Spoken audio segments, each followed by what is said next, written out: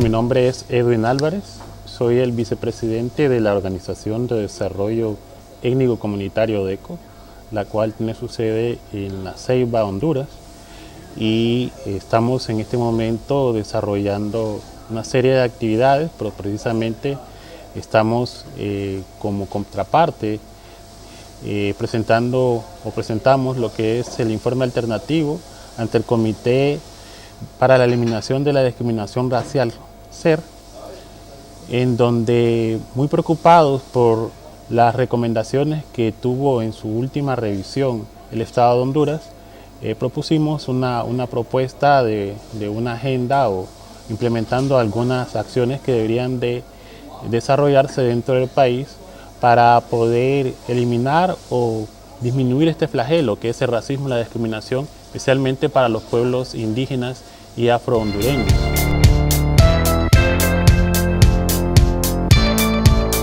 La Organización de Desarrollo No Comunitario, desde su fundación en 1992, ha procurado trabajar por la promoción y la protección de los derechos humanos.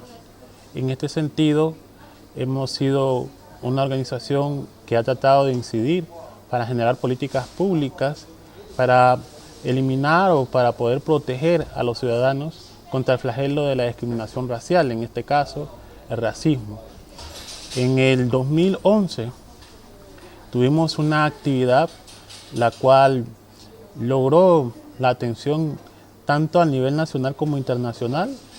En el Año Internacional de los Afrodescendientes desarrollamos la primera cumbre mundial de afrodescendientes, en donde se tocaron diversos temas, pero lo que sí quiero resaltar fueron 3 puntos que se estaban demandando en esta cumbre. El primero era el desarrollo de un decenio de los afrodescendientes. El segundo punto era la declaración de una declaración que había enfocado hacia los afrodescendientes. Y el tercer punto era la creación de un fondo para afrodescendientes. Se logró, a través de la resolución de las Naciones Unidas, declarar un decenio para los afrodescendientes. En este momento se está haciendo un trabajo de negociación y de lobby con los diferentes estados para poder tener un foro permanente de afrodescendientes en Naciones Unidas y en diferentes instancias y agencias, pero también poder tener esta declaración que sea vinculante con los estados y que pueda fortalecer el trabajo que algunos estados están desarrollando en políticas a favor de la población afrodescendiente, pero en contra de la discriminación racial, y poder tener también un marco legislativo internacional más amplio en donde se puedan acoger los derechos de estas poblaciones o de este pueblo, en este caso el pueblo afrodescendiente y el pueblo indígena. Sabemos de que tenemos algunos instrumentos que nos apoyan, como el Convenio 169, que nos protege con los temas de territorio, especialmente en las comunidades indígenas, y nosotros nos acogemos como garífunas a este convenio. Y dentro de las preocupaciones que también tenemos dentro del país es poder tener finalmente la titulación o el saneamiento de nuestras tierras, poder ampliar también en las tierras ancestrales que ya se han venido ocupando por muchos años. El problema también de la venta ilegal de la tierra dentro de las comunidades de Colón específicamente, y otros casos que se han dado, como el caso de Punta Piedra, el caso de Triunfo de la Cruz, también fueron muy mencionados dentro de esta revisión del informe. Otro aspecto importante es la defensoría de los defensores de derechos humanos, la protección de estos defensores. Se tocó mucho el tema de Berta Cáceres en parte del informe, y estamos escuchando las últimas noticias que ya fueron sentenciados los autores físicos e intelectuales.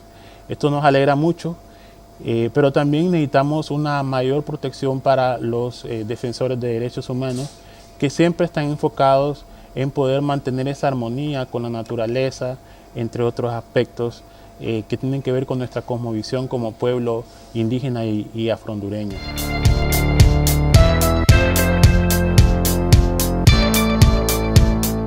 Algo sumamente importante que creo que hay que recalcar es la puesta en marcha de la política contra la discriminación racial. Honduras ha podido avanzar de una manera significativa en la lucha contra el racismo, pero no es suficiente.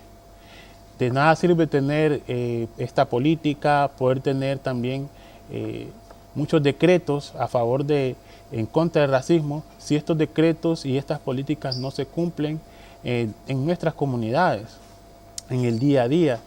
El poder fortalecer la Fiscalía de las Etnias y poder resolver todos los casos que puedan llegar.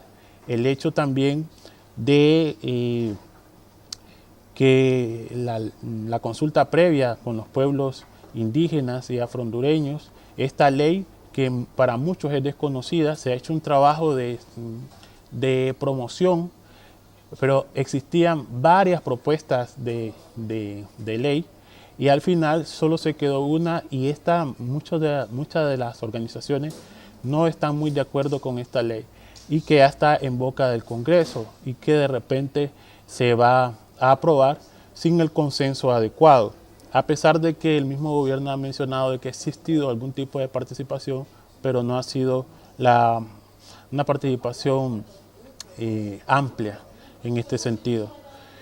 Y lo otro era la participación proporcional en los diferentes poderes del Estado. Se está hablando de una ley la cual va a una propuesta. Muchos de los aspectos que se mencionaron dentro del informe eran propuestas, no era algo que realmente ya estaba establecido.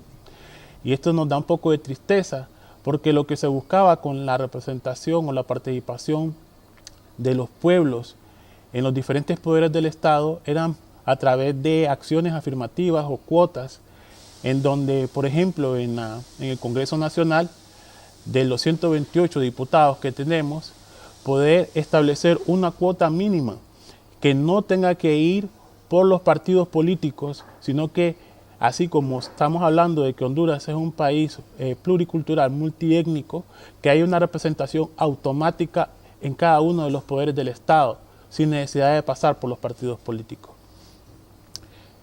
Vamos a seguir luchando. Creo que a través de estos informes también se visualiza la situación que está viviendo el país.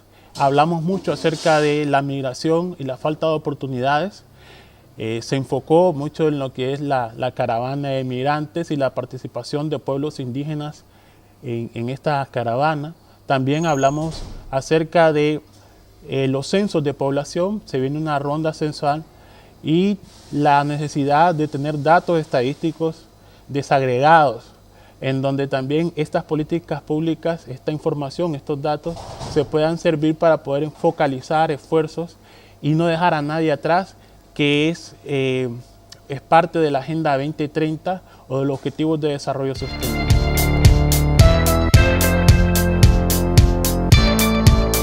Bueno, el acceso a la justicia, siempre hemos mencionado de que tiene que ver con diferentes elementos culturales, en donde yo como ciudadano perteneciente a una diversidad étnica me pueda sentir con la confianza de poder presentar una denuncia y poderla también presentar en mi propio idioma, en el idioma garífuna o independientemente del idioma el cual se pueda presentar, y que pueda haber un canal en donde pueda recepcionar esta queja o esta denuncia. Vemos que existen muchos casos, muchas veces estos casos a través de los diferentes medios se canalizan, pero que no pasan y se quedan ahí estancados. Muchos casos los cuales por necesidad tienen que llegar a otros niveles y tratar de trascender lo que es la jurisprudencia nacional y llegar a las cortes internacionales y a otros entes internacionales para poder presionar al gobierno para algún cumplimiento. Creo que todavía hace falta mucho acceso a la justicia, especialmente para los pueblos indígenas y afrohondureños. Justicia que tiene que ver con la parte ambiental, con la parte de seguridad. Vemos una alta violencia dentro del país, que es la realidad. La situación, la falta de oportunidades que estamos viendo impulsa a las personas a salir del país por la inseguridad, la impunidad, la corrupción. Y eso es una tristeza especialmente para estas comunidades que han sido marginadas históricamente, pero con la situación, la crisis que estamos viviendo en nuestro país, se ve más agravada la situación de estos pueblos. Creo que hace falta mucho trabajo. Vemos de que el Poder Judicial ha tratado de ir implementando algunas acciones internacionales para poderlas llegar a cabo, como las reglas de Basilea, entre otros, la capacitación a operadores de justicia, entre otros, acciones que creo que son importantes.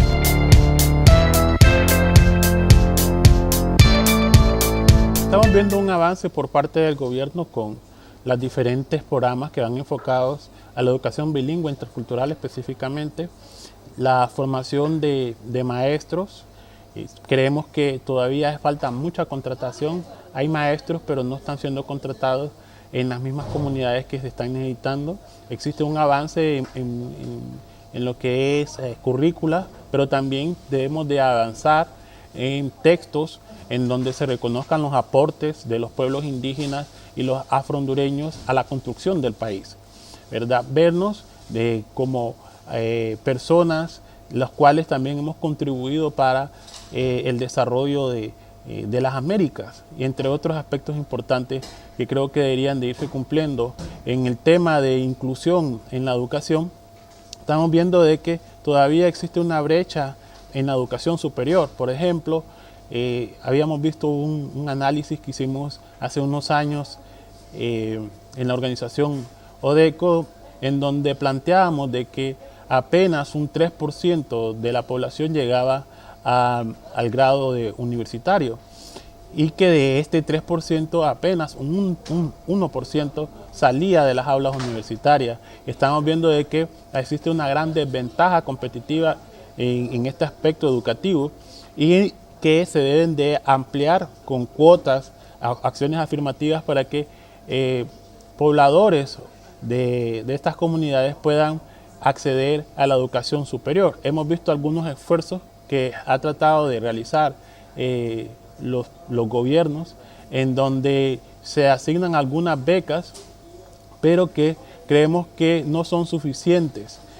Cuando hablamos de acciones afirmativas, estamos hablando de un rezago que ha habido por muchos años, y para poder tener una igualdad se necesitan de desarrollar diferentes medidas, las cuales son temporales, no son para todo el tiempo, porque estamos hablando de derechos.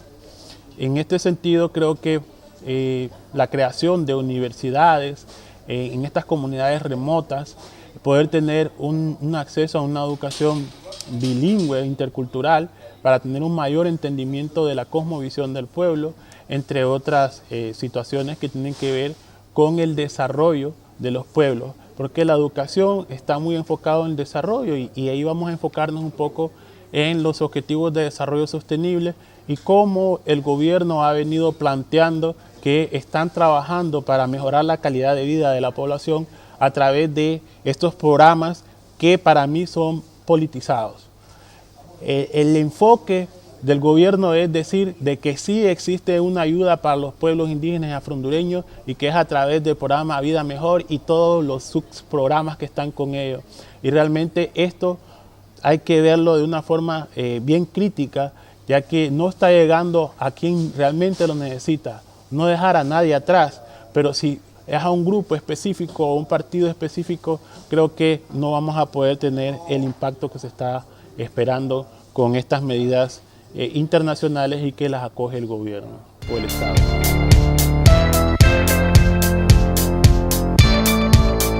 Creo procurar, en primera instancia, cumplir con las recomendaciones que les ha hecho el CER.